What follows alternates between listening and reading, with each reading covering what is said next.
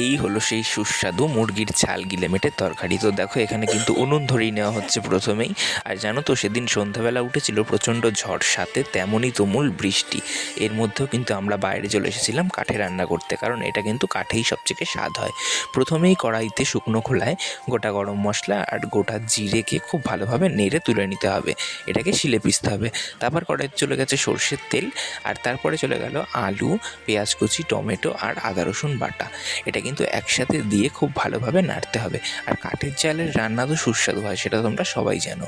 তারপর কিন্তু এখানে দেখো আমার পিছনে কে চলে এসছে, ও এখানে টর্চ ধরেছে রান্নাটাকে যাতে ভালোভাবে হয়। তো খুব অন্ধকার, সেই জন্য ফোনের ফ্ল্যাশেও হচ্ছিল না। তো তারপরে এর মধ্যে চলে গেছে নুন, হলুদ, লঙ্কার গুঁড়ো, জিরে গুঁড়ো, আর যে মশলা তোমরা দিতে চাও দিতে পারো।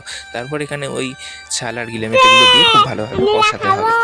কি রান্না হচ্ছে? এদিক তাকি বলো।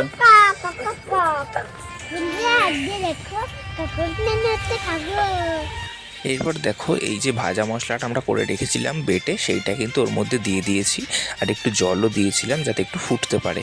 তারপর কিন্তু দেখো এখানে রেডি হয়ে যাচ্ছে আমাদের সুস্বাদু ঝাল গিলেমেটের তরকারিটা। তো এইরকম ঠান্ডা ঠান্ডা বৃষ্টির ওয়েদারে রাত্রে তোমাদের এই রেসিপিটা খেতে কেমন লাগবে আমায় কমেন্টে জানাও।